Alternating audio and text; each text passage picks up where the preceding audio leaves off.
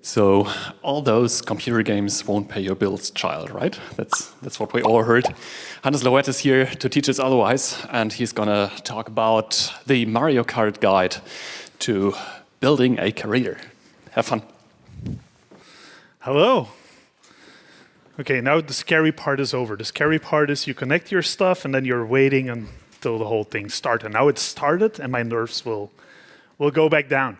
Hello, and welcome to my story about building careers. I know it's not a DDD story, but a better part of the last 10 years of what I've been doing is about building careers. And I wanted to put that into a talk, and I made the talk and it was very boring. And I was like, okay, I need this to be more fun.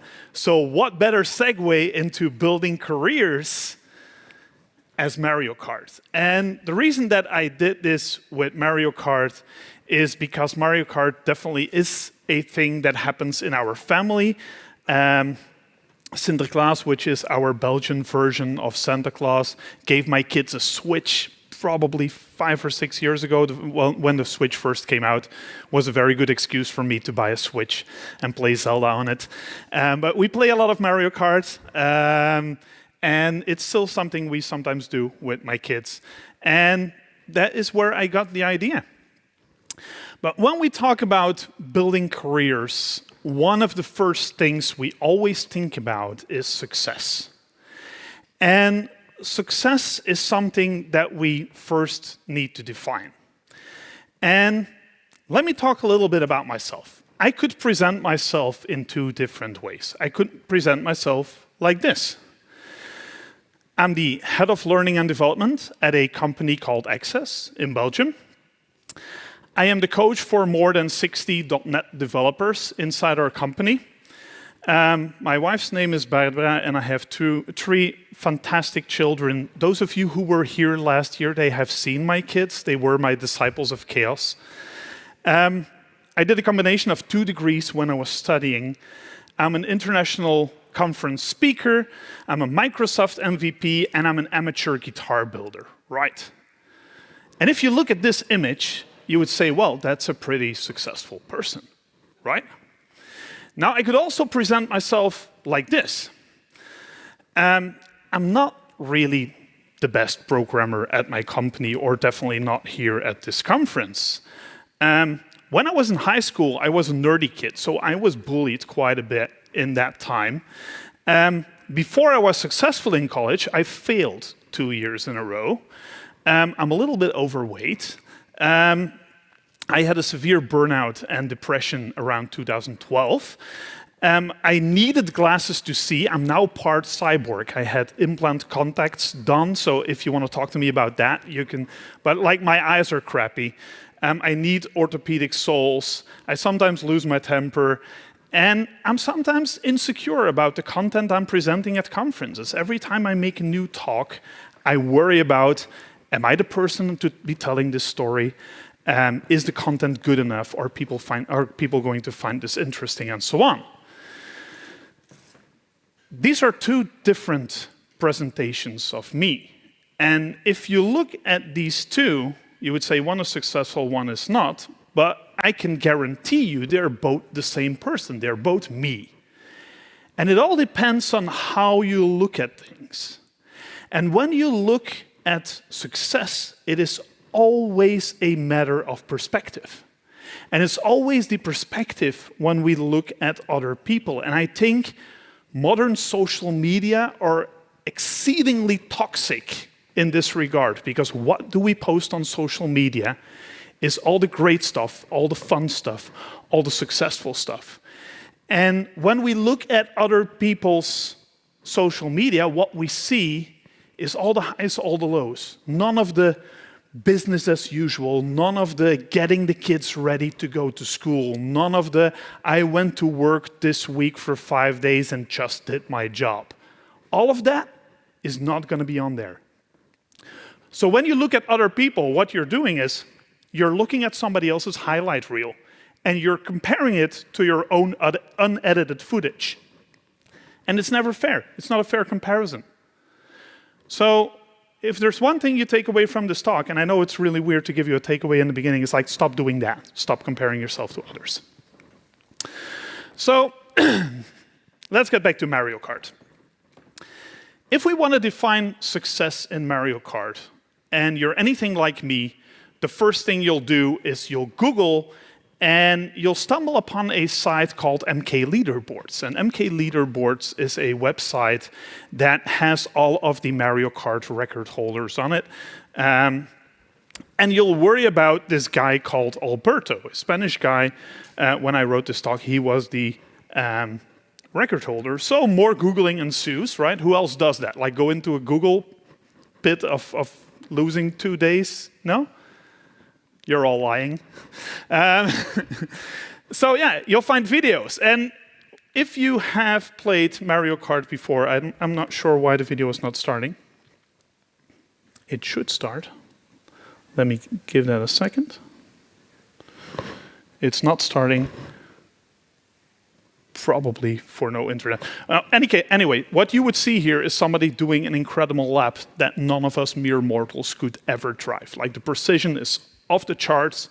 They're drifting perfectly in every corner. There is no way we can ever get close to that. So if you would compare yourself to Alberto, that is not a fair comparison, because that would be the same as comparing Baby Mario in a submarine to Link on a motorcycle. And for those of you who don't know, in Mario Kart, all of the vehicles and all of the characters have tiny differences in their characteristics. So there's a reason that a lot of the records are set with the same character in the same vehicle, and not just any random combination. So it's an unfair comparison. So if you would be looking at Alberto, well, what you will be seeing, this is you. And you're looking at Alberto, who is already there on that next peak. And if you would be working very hard to get there, you have to go through the valley first. And in the real world, what that applies to is as you start working towards a goal, in the beginning, you learn a lot. And then you learn how insurmountable that goal actually is. Because when you're working towards a lap time like Alberto, you realize how good he really is, right? And you will feel further from your goal than ever before.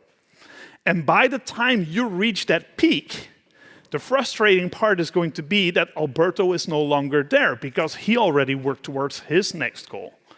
And they're already gone.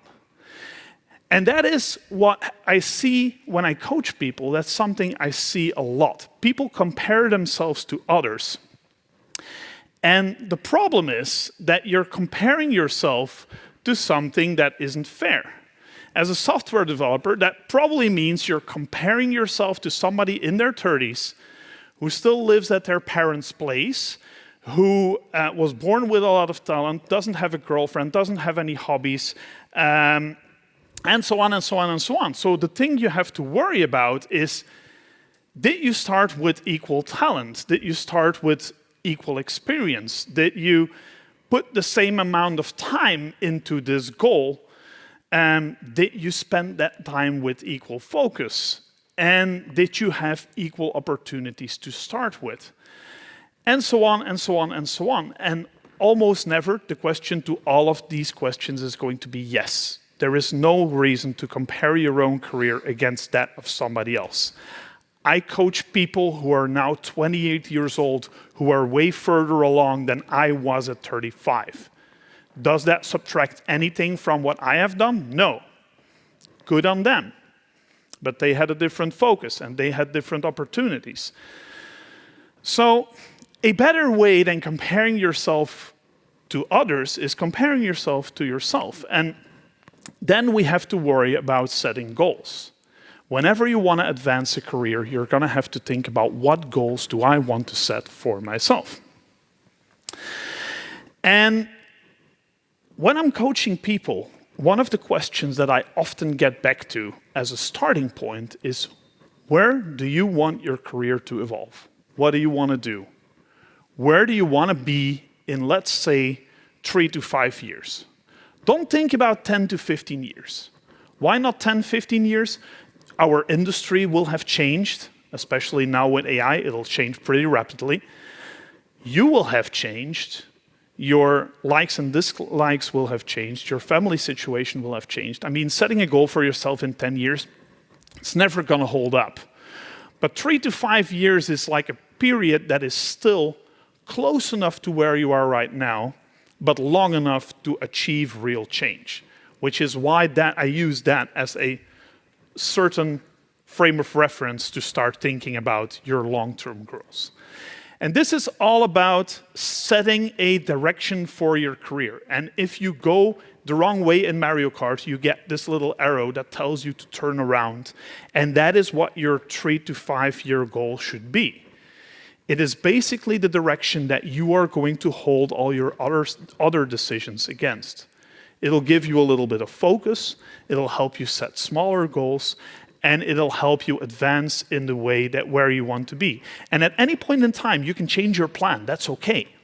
But at least have a reason for changing a plan. If things happen, things change, that's okay. So let's talk about chess, Mario chess. I started playing chess because my oldest son started playing chess a couple of years ago. And if I talk about myself in this way, my Lichess Blitz rating is around 1100, which put me around the 20th percentile, which means that 80% of the Blitz players on Lichess are better than I am, right? But on the other side, I only started playing in 2018. I then had a rating of 800, and my main goal was to keep beating my son and to show my son what it is to work for something. And he gave up on chess. So I'm still winning because I wasn't really successful, but at least for a few years, he gave up because of COVID. He really loved going to chess club. He loved going to chess tournaments. He worked really hard for chess for a couple of years. But then with COVID, everything became online. And he was like, I'm already taking school online. I'm tired of this. I don't want to do this in my free time anymore. And I was totally fine with that. Okay, but for the time that we were both playing, I'm still playing, he is not.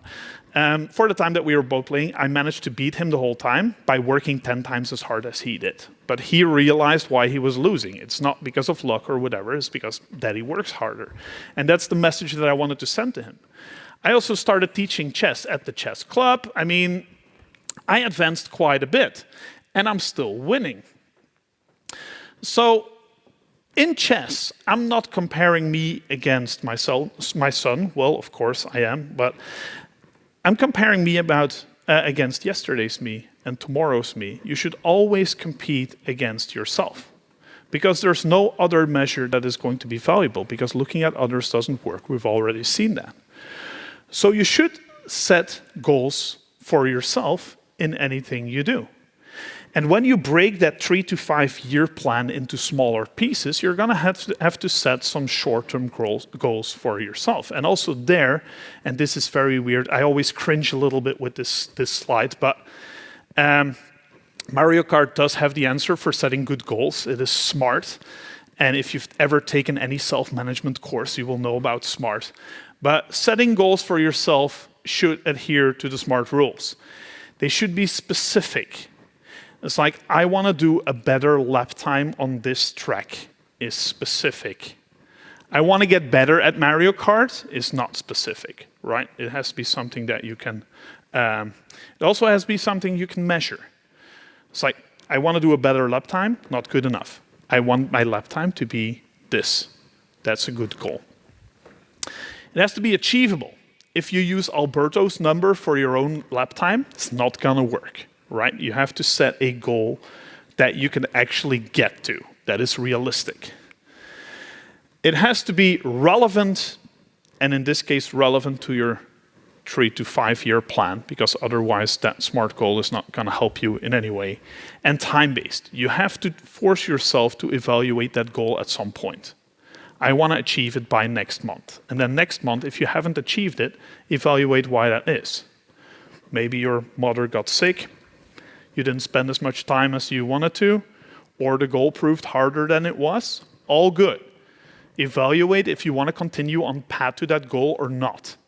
And if you're on the path to that goal and you want to continue, okay, set a new time limit.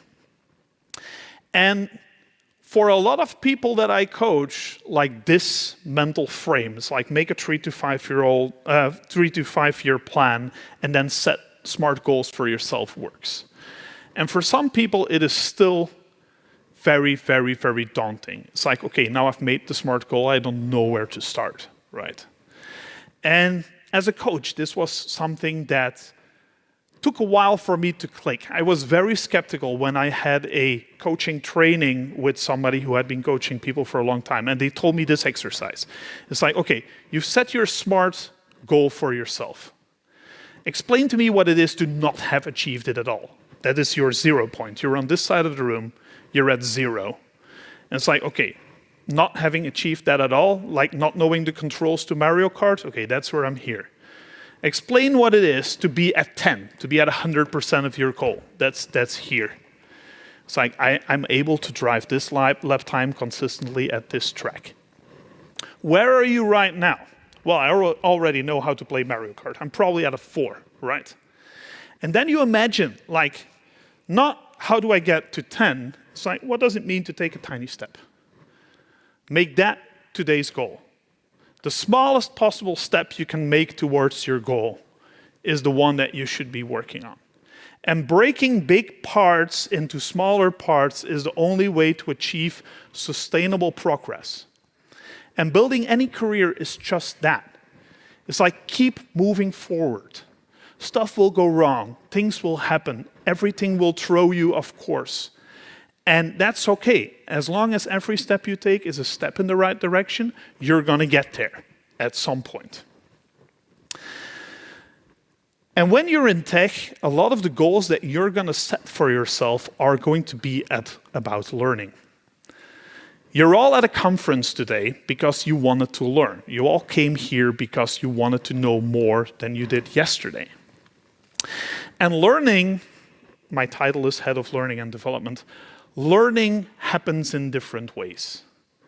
Some people love to try stuff out by themselves and play with technology by themselves and learn like that. Other people get more learning out of doing things with others. Pair programming, mob programming, any type of group discussions, all of that kind of stuff. Some people love online courses. That's fine, that works too. And some people like to play wireless, aka read books. There are so many ways that you can learn, and not one way is better than any of the others. But find the one that clicks for you, the one that motivates you, that you're comfortable with. And do that. If you are at your best reading books, don't try online courses if that makes you nervous or if that makes you feel like you're staring at a screen for too much. Then just don't do that. There are so many different ways that you can do this. Also, difficulty is very, very important. If you want to race on 50cc Mario Kart, I can hand you a controller right now, you're probably going to win, right? If you're going to play at 200cc, you will probably finish last, unless something else happens. What happens if you're last in Mario Kart, by the way? Anybody know? You know this? That's a power-up you get when you're last, and it just takes you to the front of the race, right? If this happens in your career, and you're struggling because you're in way over your head in the difficulty, something is going to have to carry you to the front, and that's usually the rest of your team, right? So choose a difficulty for yourself in your career, in your goals, in whatever you're doing, that puts you a little bit outside of your comfort zone, but you're still not drowning or way in over your head.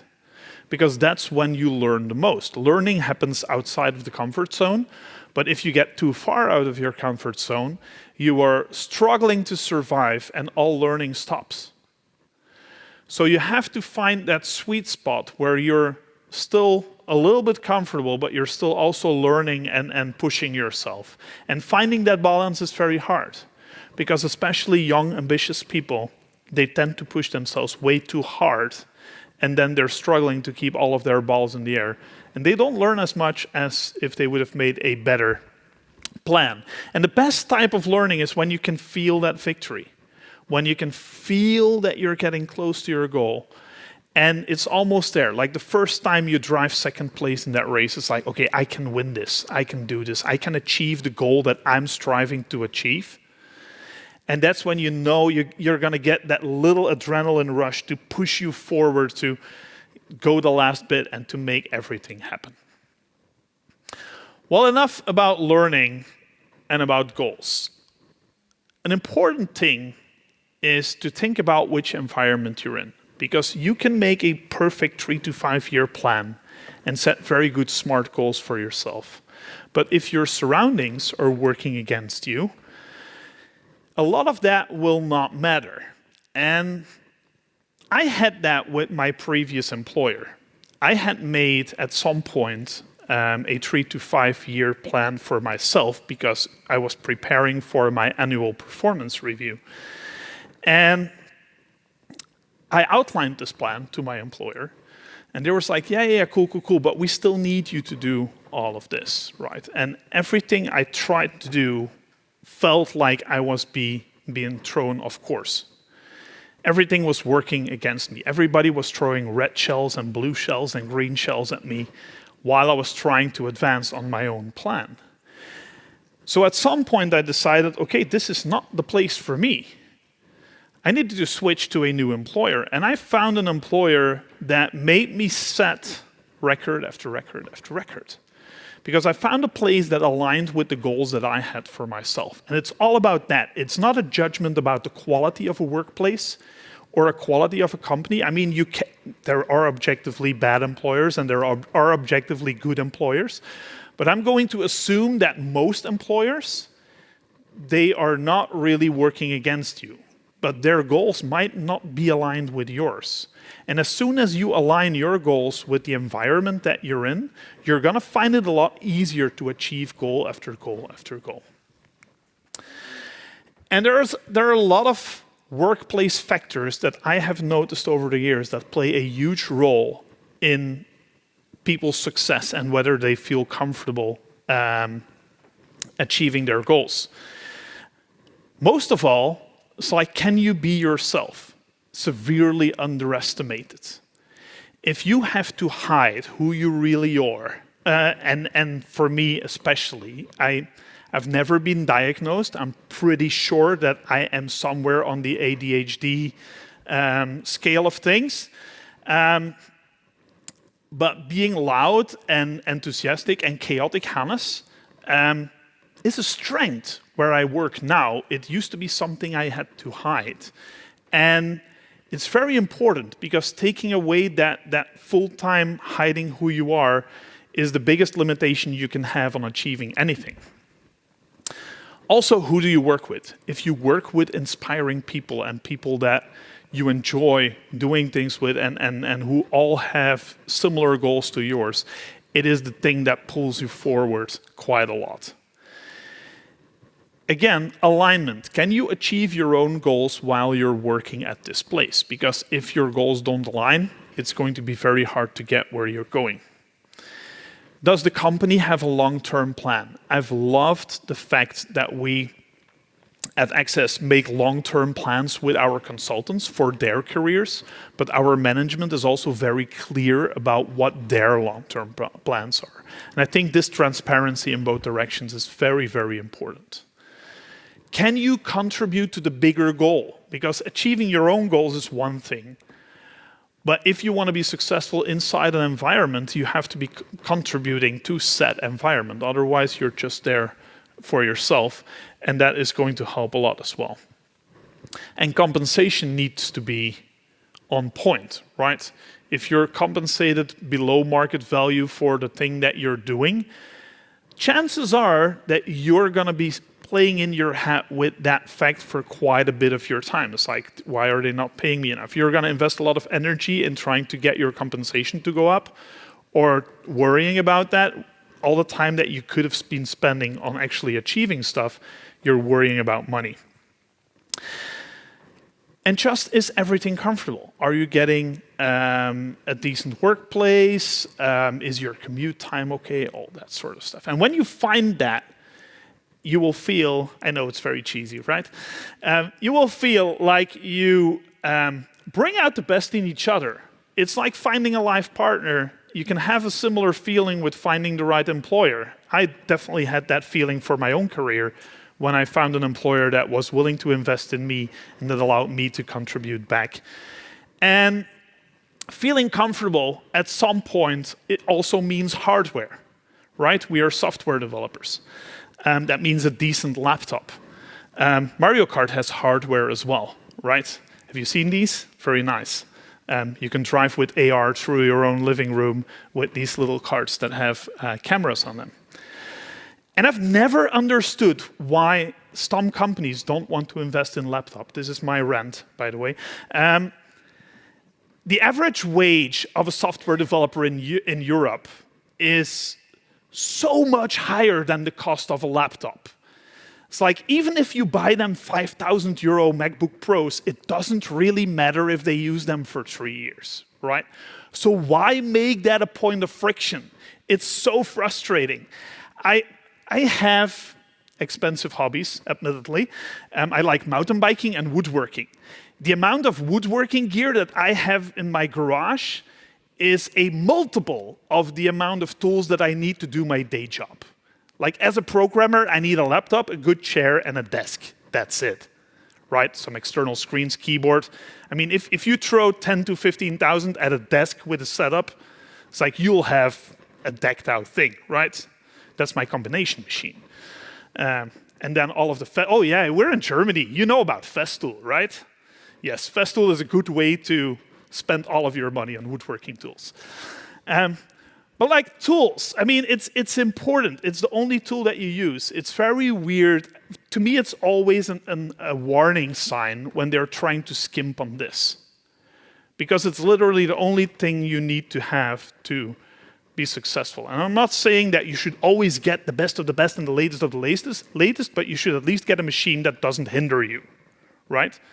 Like half an hour of group policies that need to load before you can actually start work, that's going to affect your productivity. I've been at companies like that. It's no fun.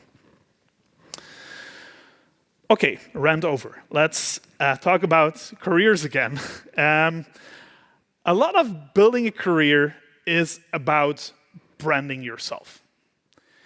And it has a very weird taste in your mouth when you do that. It's like, in Dutch, we say sticking a feather in your own hat, right? But it's important that you show people what you've done.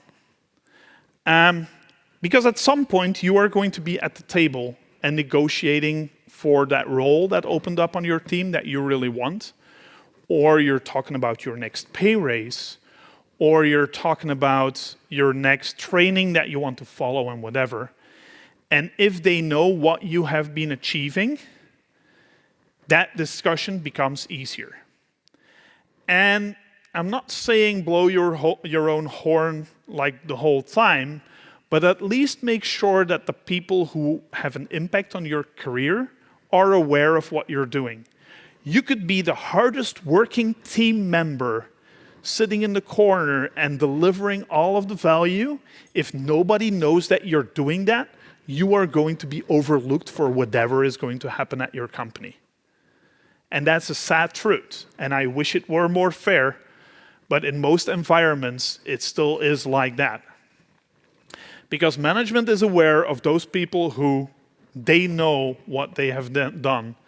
And the person who are carrying the team from the corner, who are pairing with everybody and maybe not delivering their own stories, but making sure that the whole team is unblocked, they get overlooked unless they make their manager aware that that is what they are doing, right? So there is a flip side on this. If you tell people what you're doing, and more, if you tell people what you want and where you want to go, you will find out that most people are not assholes. Most people are actually willing to help you. They're willing to help you advance if you let them know where you want to go and what steps you need to take to get there. So if you have a 3 to 5 year plan, make sure that your manager knows about this so you can align on it. Make sure that they know what your goals are. Make sure that they know where you want to go, because you will find in most cases, they're perfectly fine helping you achieve it. And in some cases, they won't. And then we get back to my story about environment. Like, that's where you pull the trigger and maybe switch jobs. And even if you get all of this right, you're in the right environment, you have the right goals, you have the right plan, you're working with the right people, then this little motherfucker rears its head, right? Imposter syndrome. And it hits you really hard. It's Bowser hiding in a Princess Peach costume, right? You feel like a fraud. You feel things about yourself that say, I don't deserve this promotion. I don't deserve this new job title. Am I the most qualifying person to be telling this story, right? All of that imposter syndrome, and it does come back. And I mean, everybody is faced with it. The sad truth, women are confronted with it way more often than men are, right? So be double aware if there are women on your team that they might feel they don't deserve anything that is coming their way. So if you do something next week, it's like, tell them that you appreciate the work that they're doing on your team. It'll go a long way, right? It's a very small thing. But imposter syndrome will kick you in the balls when you're trying to move ahead. It'll throw a spanner in the wrench, is the nicer way of saying it. But it will pop up at random moments. When you're going forward, you're making progress, you are rewarded with the things that you wanted to see. You're still worrying about all of the things like, is this mine to take? Did I deserve this? And so on. So whenever you hear that little voice in your head, remember this. I mean, there are talks that are an hour or half a day about imposter syndrome. Google that. In the tech space, Melissa Houghton or Heather Downing have some very nice talks about imposter syndrome. I'm sure you can find them on YouTube. And at some point, it does get worse. Not just imposter syndrome can throw that spanner in the wrench. At some point, you're driving Rainbow Road.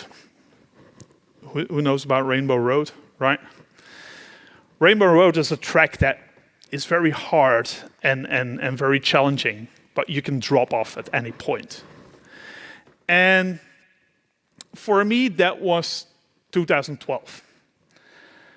I had just made coach at Axxes, a position I did maybe have a bit of imposter syndrome about, because I was only with the company for a year and a half, and there were 5 candidates for the role, and I got it. I had also just become a father. My son was about a year old at this point. I was renovating my own house, living with my in-laws. I do not recommend doing that. But I mean, the situation was kind of stacked against me. And until this point in my life, I had always believed that if the going gets tough, you just push a little bit harder. That was the thing that I believed until that point.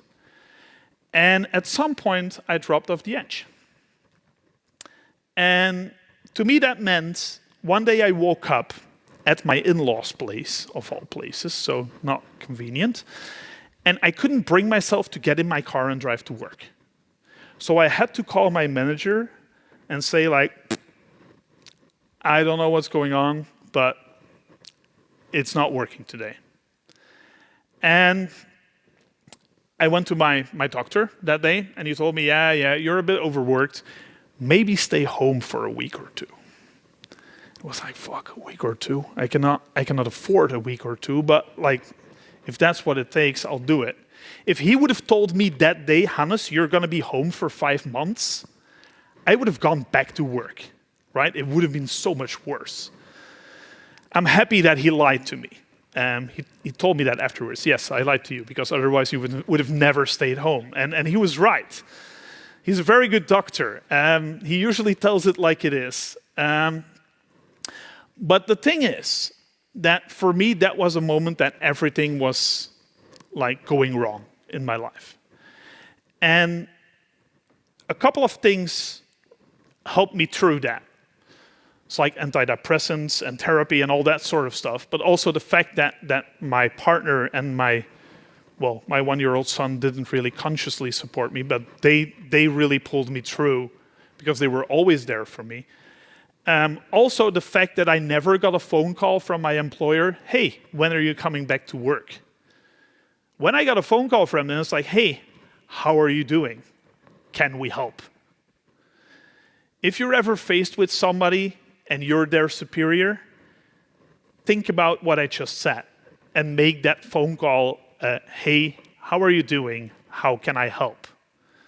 Because the last thing they need at that point is being asked, like, hey, when are you coming back? I mean, they're putting enough pressure on themselves as it is. Because the only thing you want at that time is to pick yourself up and go back to work, except you can't, right? And you're blocked.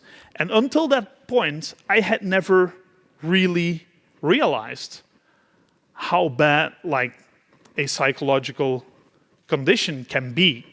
It's like, it's not really sick, is it? Well, it really is. I mean, you're totally incapable of functioning when that happens. So when you notice stuff around your team, like try to prevent it. I hope that me saying this, it happens to the most successful people. It's like all of the people on the team that I coach, that I've had talks to about, I don't make a secret out of this inside my company either. Because it gets people to open up to me. They tell me, it's like, hey, I'm struggling with similar stuff. It's like, can you help? And it's like, I can try, but at least like seek professional help as well. But it made me realize how real all of that can be and how successful people can fall into that trap really easily. And I've had that discussion only with people who were achieving a lot of stuff. The people who go to their job in the morning and they don't really care about everything that's going on, and they go home at 5, they close their laptop, and they go and have a beer in the pub, they're not the ones who will burn out, right? Other stuff might happen. But burnout happens to those who are pushing hard and who believe that it won't affect them. Those are the ones who crash. And somebody is going to need to fish you out. And it feels like you're starting last on everything. And in Mario Kart, if somebody comes to fish you out, it could be a number of things. But that always will come back to the environment that you're in and the people that you're surrounded with. And that's also, I hope you never have to learn, but that's the moment that you learn who your true friends are and who the people who have your back are. But that's the last thing. And I know that this may be a bit sad, but I hope from this presentation that we can take away a lot of things when you're thinking about your own career tomorrow. And what I want you to remember is this: success is always a matter of perspective.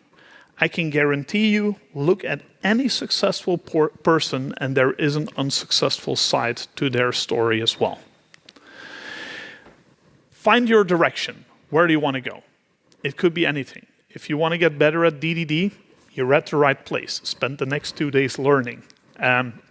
You're surrounded by the industry's best today. Set smart goals for yourself. So sit down, take a bit of time and define what the next thing that you want to achieve is going to be. Learn a little bit, but outside of your comfort zone. Push yourself a little bit to where you feel like, okay, now I'm really going somewhere and I don't have control over everything. Find a good environment to be in. Surround yourself with the people that you truly care about and that are going to be a part of your success as well. Work on your branding. Tell people about what you've done. Tweet about what you've done. Don't be afraid to fail, but at least show people your successes as well. Battle your imposter syndrome, because when you start achieving things, it will pop up and it will tell you in the back of your head that you don't deserve any of it.